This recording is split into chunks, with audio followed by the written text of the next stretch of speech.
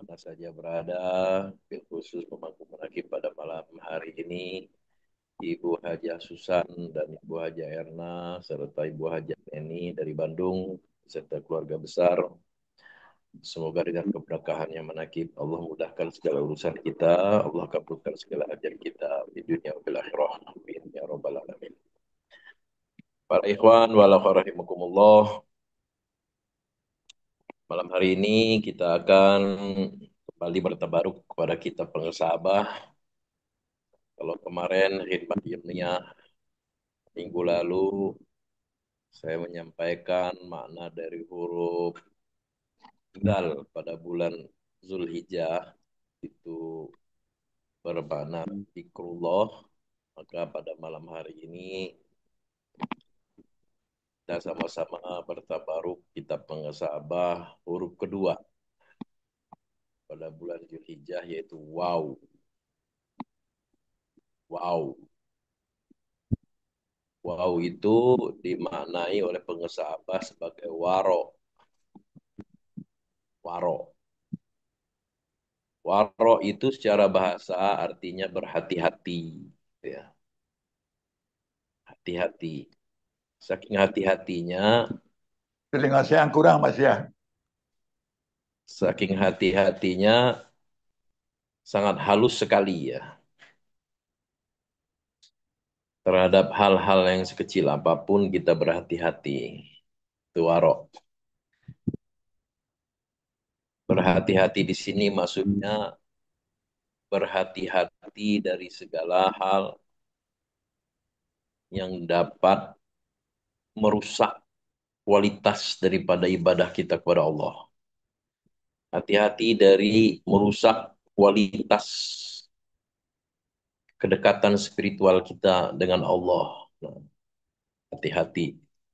Baik itu perbuatan, ucapan, maupun makanan, minuman, ya, semuanya, pendengaran, kemudian penglihatan, itu semua berhati-hati. Sikap waro. Sedangkan secara istilah, banyak para ulama di dalam kitabnya Pengesabah juga menyampaikan definisinya. Seperti misalkan Syekh Abu Qasim Al-Kushairi ya, mengutip pendapat Syekh Abu Ali Ad-Daqaq ya, radhiyallahu anhu, beliau menyampaikan waro adalah meninggalkan segala yang subhat.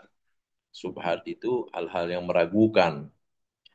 Kalau sudah jelas-jelas haram, ya kita mampu meninggalkannya. Terkadang nggak mampu juga kan? Kadang. Tapi kalau yang subhat itu sudah kita sangat takut dengan yang dengan subhat ya. Nah itu udah meningkat waro namanya. Kemudian Ibrahim bin Adam. Nah beliau mendefinisikan waro ialah meninggalkan segala sesuatu yang meragukan, juga segala sesuatu yang tidak berarti, juga segala sesuatu yang berlebihan. Nah, sikap waro di sini bukan hanya yang meragukan subhat yang ditinggalkan, tapi juga sesuatu yang tidak berarti, sia-sia, ngapain gitu ya, gitu. Hal yang sia-sia, nggak ada manfaatnya, gitu.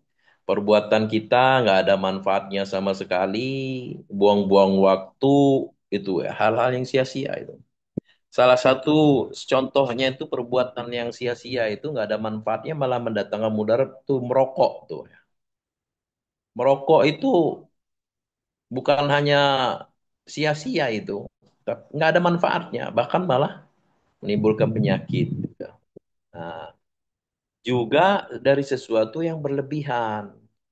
Wah, mentang-mentang banyak duit, makannya gitu ya, cari yang mahal-mahal, terus wah pokoknya gitu ya, jor-joran gitu ya, itu berlebih-lebihan. Nah, atau misalkan kita memiliki sesuatu benda, wah pengen bagus sekali, pengen mewah, itu berlebih-lebihan. Nah, orang yang sudah bersikap waro, dia akan menghindari dari sesuatu yang berlebih-lebihan, gitu ya.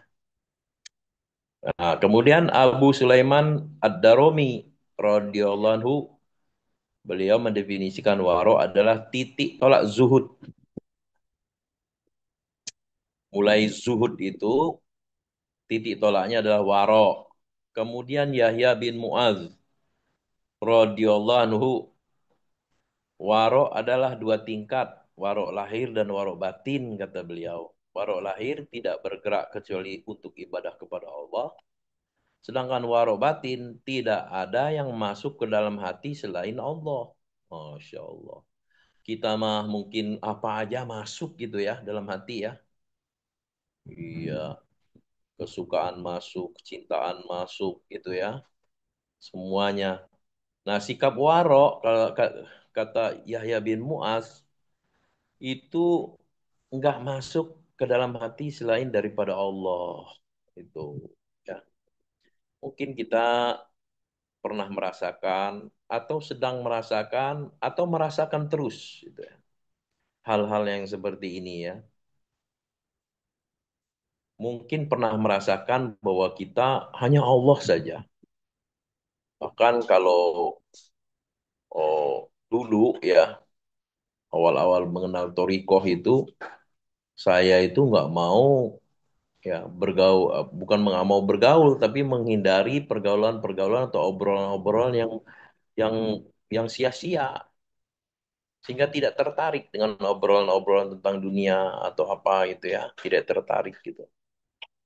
Nah, sehingga ada yang mencap gitu ya, nggak mau bergaul, nggak mau hibla hablum minan nas. Tapi ketika itu ya nggak apa-apa. Seandainya kalian semua manusia seluruh makhluk meninggalkan saya nggak apa-apa. Yang penting Allah tidak meninggalkan saya. Begitu. Ya saking kita eh, mesra, mesra berbincang-bincang, bercakap-cakap dengan Allah gitu. Dalam arti mana yang hakiki gitu, hakikat gitu. Nah, eh, ya mungkin juga ikhwan wal akhwat saat ini sedang merasakan hal fase-fase seperti itu.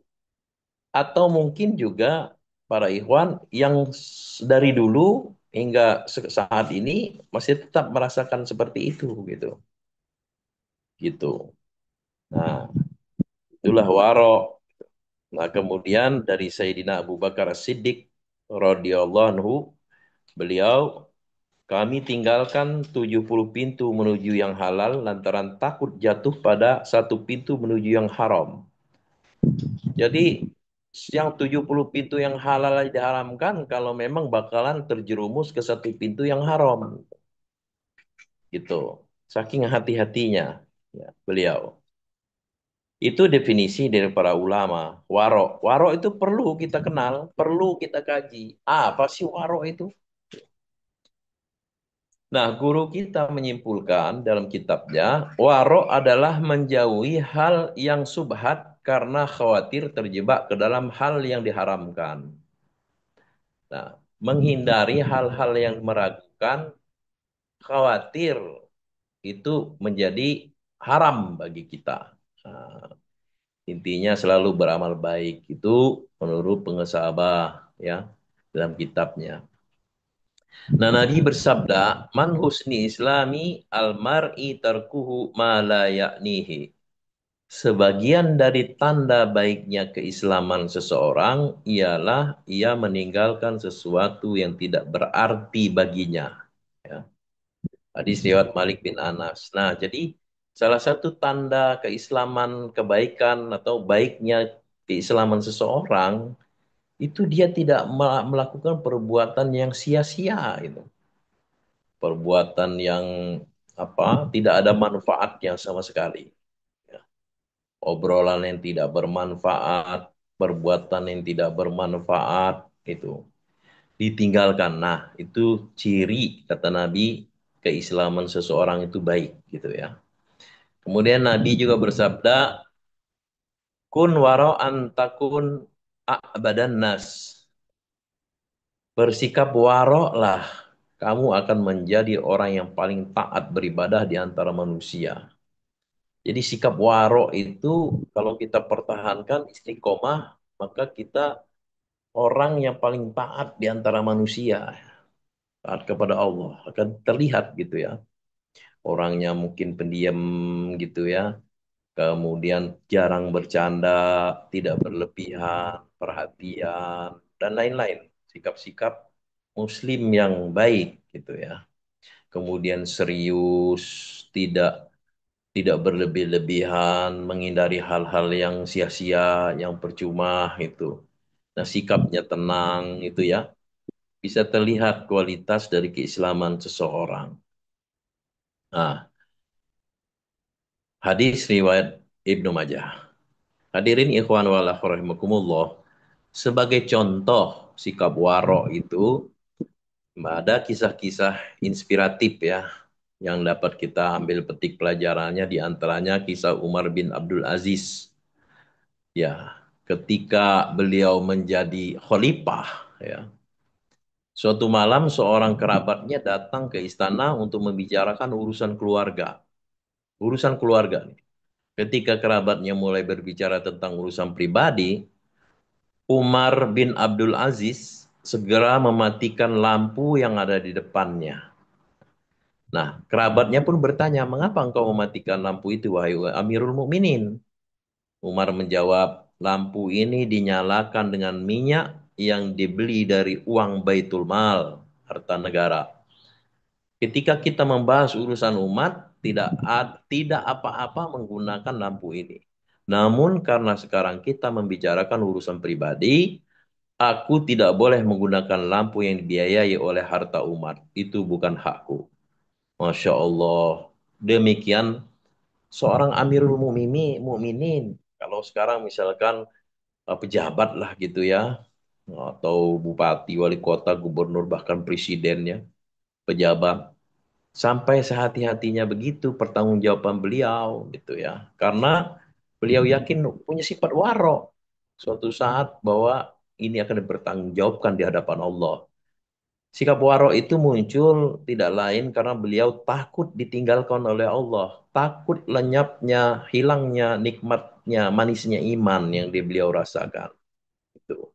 Sehingga supaya selalu dekat kepada Allah, beliau mempertahankan sikap waro seperti itu. Coba hadirin ikhwan wal akhwat rahimakumullah, seandainya sikap seperti ini dimiliki oleh mayoritas ya dari pemimpin kita sekarang, wah bagus sekali ya. Tapi sekarang ini kita susah bangsa Indonesia itu mencari pemimpin yang seperti itu, gitu ya. Yang benar-benar berniat tulus, tulus ikhlas takut kepada Allah, ya, ingin menyelamatkan negara, ya, ingin menyelamatkan rakyat, warga negara itu, ya. Rata-rata apa cinta dunia, hidup hedon, ya, hedonis ya.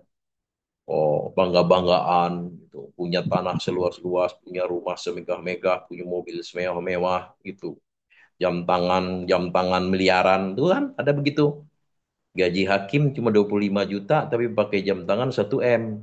Oh, gitu kan bangga dengan begitu. Nah, apalah artinya bangga seorang hakim seperti itu. Bahkan ketua MA itu menyampaikan begitu. Apalah yang dirasakan kebanggaan dari seorang hakim. Mestinya hidupnya waro, takut kepada Allah, ya, itu menjaga hak-hak umat, ya, seperti itu. Kemudian kisah Imam Abu Hanifah, ya. Suatu hari Imam Abu Hanifah menerima kain yang akan dijual di tokonya. Ketika kain tersebut sampai, ia menyadari ada lubang kecil, bolong gitu ya kainnya itu. Nah, Abu Hanifah memerintahkan anak buahnya yang memberitahukan kepada setiap calon pembeli tentang cacat pada kainnya tersebut gitu ya. Kain yang mau dijual ketahuan ada bolong dikit. Jadi kalau mau dijual kasih tahu tuh ya. Tolong kasih tahu sama orang yang beli kain ini ada bolong dikit. Nah, seperti itu. Kenapa? Karena beliau takut kalau beliau sampai tidak berlaku adil ya, membohongi, nah itu nanti akan balasan dari Allah itu lebih dahsyat gitu ya. Seperti itu. Hilangnya nikmat beribadah, macam-macam ya. Kemudian hilang harta benda atau apa ya. Jatuh sakit atau apa. Makanya seperti itu. Jadi kita, ikhwan, seandainya mendapatkan satu kejadian, itu mestinya kita eh, segera menelisik ke dalam gitu ya, mencari mencari pelajaran dari itu gitu. Ah, jangan-jangan saya tadi begitu, jangan saya tadi begitu, begitu. Nah, suatu ketika ada orang ngebeli itu tanpa tanpa sudah dibeli tapi lupa dikasih tahu kainnya bolong itu. Dicari sama Imam Abu Nifah siapa yang beli itu, lalu diteriakin, sini, sini, sini dulu, ini tahu, mohon maaf, itu kain itu tadi ternyata ada yang bolong, gitu, nggak dikasih tahu. Nah, dikasih pilihan dua, apakah mau tetap beli kain itu, atau dengan harga dikurangi, atau mau kembalikan kain itu, uangnya dikembalikan. Seperti itu. Ya. Saking waroknya Imam Abu Nifah. Kemudian kisah sahabat Abdullah bin Umar ya. Suatu hari ya Abdullah bin Umar Ibnu Khattab itu ya. Anaknya itu namanya Abdullah sedang melakukan perjalanan dan merasa sangat haus. Ia melihat sebuah kebun milik seorang penduduk dan ingin memetik buahnya dari kebun. Katakanlah mungkin sekarang ini ya ketika dalam perjalanan kita kemudian kita haus sekali lewat kebun ada pohon kelapa gitu ya. Pengen kita petik gitu, haus sekali gitu. Tapi karena saking takutnya ya, karena tidak izin dari pemiliknya, nah, Abdullah bin Umar menahan diri, tidak memetiknya meskipun ia sangat haus itu ya. Ketika ditanya mengapa ia tidak memetik buah tersebut, Abdullah bin Umar menjawab, aku tidak tahu apakah pemilik kebun ini akan mengizinkanku untuk memetik buahnya atau tidak. Karena aku tidak yakin, aku memilih untuk tidak memetiknya demi menjaga agama. Begitu. Jadi saking hati-hatinya, warok gitu ya. Makanan-makanan juga kita jangan sembarang makan gitu ya. Jangan-jangan ini subhat gitu. Apakah kita pantas, apakah kita berhak makan ini, apakah kita berhak meminum ini, apakah kita berhak memiliki ini. Nah, seorang yang warok itu akan sangat halus sekali perasaannya, rasanya gitu ya, terhadap hal-hal yang halus seperti itu. Kemudian yang terakhir kisah dari Abu Bakar As-Siddiq. Ya. Nah, suatu hari seorang budak, ya budak dulu ya, datang dan memberikan susu untuk diminum. Abu Bakar segera meminum susu tersebut tanpa bertanya dari mana asalnya. Namun setelah selesai minum, budaknya berkata, Tuan, tahukah engkau dari mana susu ini berasal? Aku mendapatkannya dari seseorang yang membayar untuk pekerjaan ramal yang pernah kulakukan pada zaman jahiliyah. Jadi susu itu diberikan oleh seseorang uh, itu dengan niat membayar si budak ini pada zaman jahiliyah dulu pernah meramal gitu. Nah, mungkin ramalannya benar atau apa gitu kan ya, kebetulan gitu. Nah, kemudian dia membayar. Nah, terkejutlah Sayyidina Abu Bakar begitu dalam ceritanya kan. Mendengar hal tersebut, Abu Bakar segera memasukkan jarinya ke tenggorokannya dan memuntahkan semua susu yang telah diminumnya. Beliau sangat khawatir bahwa susu tersebut berasal dari sumber yang haram atau meragukan. Masya Allah. Pernah kita seperti itu ya. Saya yakin pada ikhwan wal akhwat juga pernah gitu ya. Sudah terlanjur dimakan, aduh sudah diminum, akhirnya seperti juga Tuan Syekh Abdul Qadir Jailani itu dijaga oleh orang tua beliau sejak bayi itu ya. Pernah dalam satu kisah diceritakan disusui, tapi karena kurang yakin bahwa susu si perempuan nyusu itu apakah itu apa namanya itu dia eh, tidak pernah memakan yang haram atau tidak karena ragu, itu dimuntahkan itu. Gitu. Jadi seorang wali Allah, seorang sultan aulia sudah dijaga sejak dari bayi, sejak dari kecil ya. Seperti itu. Nah, terutama tadi mankobah yang dibaca tadi, mankobah yang disampaikan tadi. Itu sikap warok itu, ya. Saya berkode jalani ketika ditanya, kamu punya apa? Gitu. Oh, aku punya uang 40 dinar. Gitu. Nah itu kenapa? Warok termasuk bukan hanya sikap jujur, karena sikap warok akan melahirkan kejujuran, ya. Kejujuran akan melahirkan sikap warok. Gitu. Jadi bukan hanya jujur di situ pelajarannya, bukan hanya taat kepada orang tua pelajarannya, tapi warok. beliau tidak tidak apa hati-hati sekali kalau beliau berbohong gitu ya. Walaupun walaupun sebenarnya itu untuk menyelamatkan, tapi karena sikap waroknya beliau, malah semua perampok menjadi sadar gitu ya. Nah, itulah beberapa kisah inspiratif dalam bagaimana kita memahami sikap waro. Semoga kita bisa selalu istiqomah dengan sikap waro, karena perlu ya, karena iman itu yazidu wa yankus gitu ya. Kadang keluar, kadang masuk, kadang apa? Kadang kadang ingat begitu ya, iman itu.